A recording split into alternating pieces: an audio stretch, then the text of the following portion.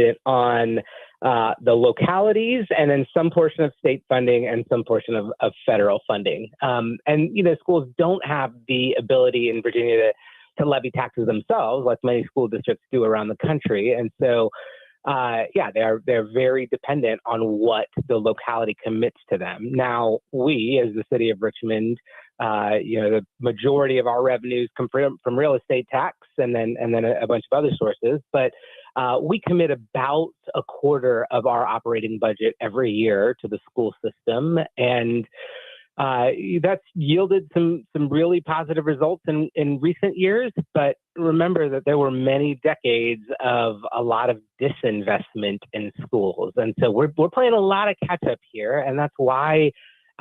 This opportunity that the state has given localities across Virginia to decide for themselves whether they're going to add a 1% local option sales tax specifically for school construction, right? I think the state looked around the Commonwealth and said, wow, we've got a lot of old school buildings and not enough money flowing into communities to be able to fund those schools. And so let's give localities the option to do this. And they've done that a few different times over the years. I think there are 9 localities around Virginia that have exercised this previously. And obviously there's a bunch now that get to consider it again, but it can't happen without it going to a vote, right? It goes out to a referendum. So this coming November on the Richmond City ballot, there'll be a question of, are you supportive of paying an increased 1% sales tax in order to fund schools? And I think in places like Richmond, it just, we have 10 schools that are over 100 years old. And so finding the funding in an environment where it's increasingly expensive to either renovate or build new schools, like this is a huge opportunity for us. And, the city has been really committed. We've put about $200 million into new school construction over the last 5 years, and have committed, every year to do another tranche. Every 5 years to do another tranche of $200 million. But if we were to increase the sales tax by 1 cent, that creates a funding flow of about $47 million a year, which when you, finance school construction, that adds about $850 million of potential money to build schools between now and 2034. And that would really accelerate our process. And so that's what we want people to decide on, right? Is it worth the extra cent to be able to solve this age-old deferred maintenance issue that we've been facing as a city? Mayor Danny Avula joining us here on News Radio WRVA with an exclusive interview this morning. Okay, tough question then. You ready? Sure. We talk about the cost of living. You know how difficult it is to make ends meet, and you hear from your citizens all the time that things are tight right now. Do you weigh the cost ratio benefit analysis of raising a 1% tax? Because again, these schools are important, but there are people that are suffering and struggling right now just to make ends meet. Now we're going to pull another $47 million out from not just the city of Richmond, but the regional communities. So that's a big question I have. The second question I have is people want to know about waste, fraud, and abuse. How do we know that our taxpayer money is not getting wasted? How do we know that we have the proper budgets and we're auditing and the school district is being as efficient with our money as they are? And how do we know that we're being efficient within City Hall, that we're getting rid of all this stuff that you saw when you first got in, from the P cards, the gas cards? How do we know that our tax dollars are being used properly?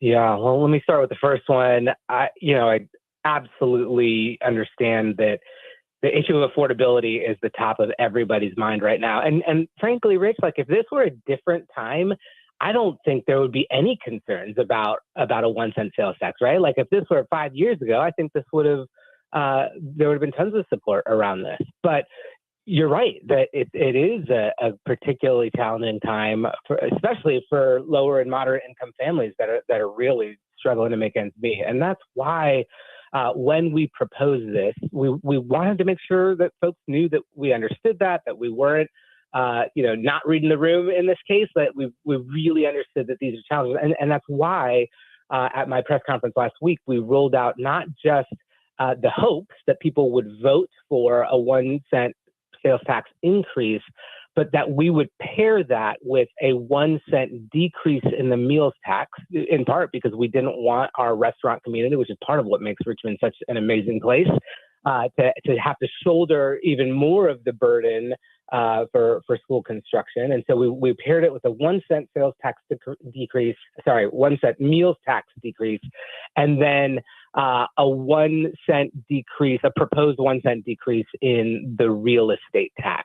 And yeah, I think mostly that is just a signal to our community that, hey, we don't want to at every turn just have to tax more and more and more. We want to be thoughtful about where those taxes applied and where they're coming from. I think one of the benefits of the sales tax is, there are estimates that somewhere between 30 to 40% of sales tax revenue in any given locality comes from outside the locality. And so visitors who are coming to Richmond shoulder some of that. And so it's a way to kind of spread the burden, not just on our residents.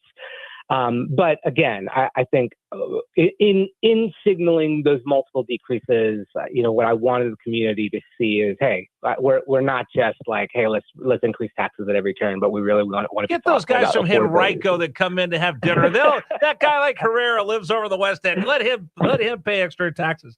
Okay, we're going to run out of time. Can I add one other thing to that, Rich? I mean, the other piece of that is that the sales tax, as it's proposed at the state level, doesn't get applied to groceries or medicines or personal hygiene products. Either. Right. Yeah. Okay. Right. So it is protecting folks at the lower end of the spectrum. Okay.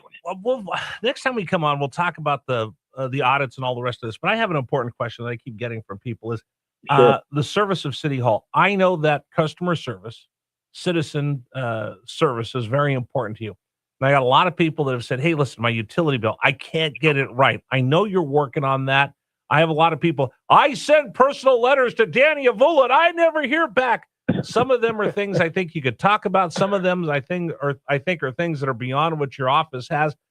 What's the best way for someone to get help with something like a utility bill so they're not going down there 7, 8, 9 times fighting with the utility bill? When they want to get something on your radar, I tell people, send a letter, call, they tally that up, and that's what bubbles up so the mayor knows here's really what the big concerns are from a lot of people. And then if you can individually help somebody, they do down the line.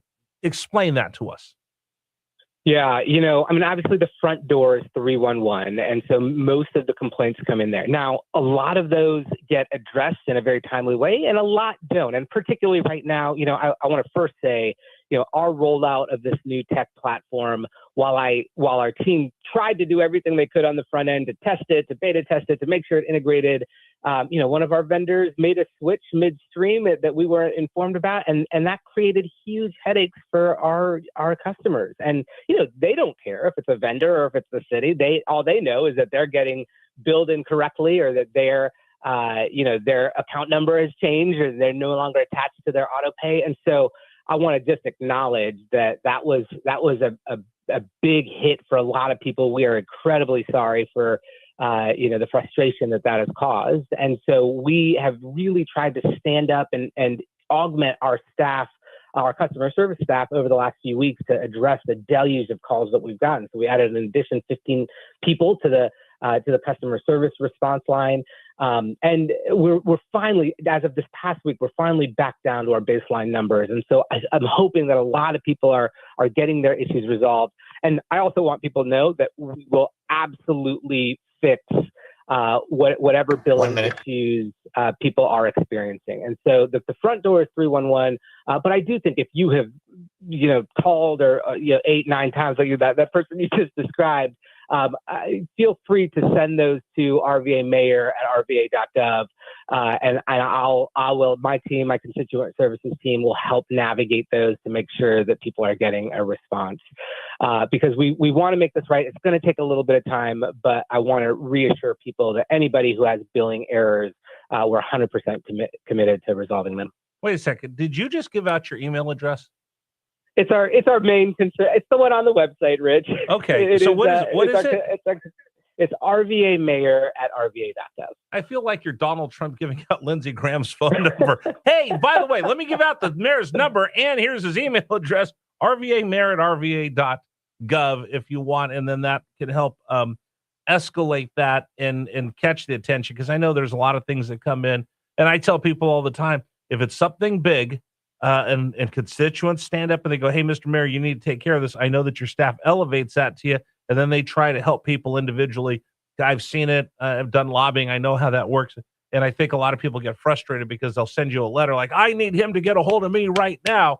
And it just has to find its way to get there. So RVA mayor at rva.com if you want to send an email to the staff. And I've, by the way, found some people and I've kind of pushed them in because I figured out which department head this needs to go to. So I'll help find people solutions to some of this as well, since your staff is pretty open and honest about talking to me. So we have not done a very good job of following up and having you on. So I did make the commitment to you and made a promise to you, especially after I saw that we just renamed a portion of a street after Bill Valentine and all the traffic fatalities, which just kind of bubbled up. And we did make the commitment that we're going to talk once a month about pedestrian safety, not only in Richmond, but in the region. And I promised you that. So we're following up with that as we get ready for school to start next month. And then I made a commitment that I want you to come on as much as possible. We got caught up in a bunch of other stuff. So let's remake that commitment that we have you come back on and answer some of these questions. Absolutely, Rich. We'll do it. Look forward to seeing you soon. All right. Thank you very much, Mr. Mayor. By the way, if you want to email him, it's rvamayor@rva.com, or here's his telephone number. Oh, wait a minute. I won't give out your number, Mr. Mayor. I promise. I was like, dude, you just gave out your email address. All right. There you go. We asked some of those questions. And again, send those to me and we'll help get you sent off to the right person as well. But there you know. Talking about why that 1% sales increase. And I am going to bring him back on and we'll talk about how do we know that our money's being taken care of. All right. All of that. Thank you to the mayor for joining us here on Richmond's Morning News. We'll continue with you. It's News Radio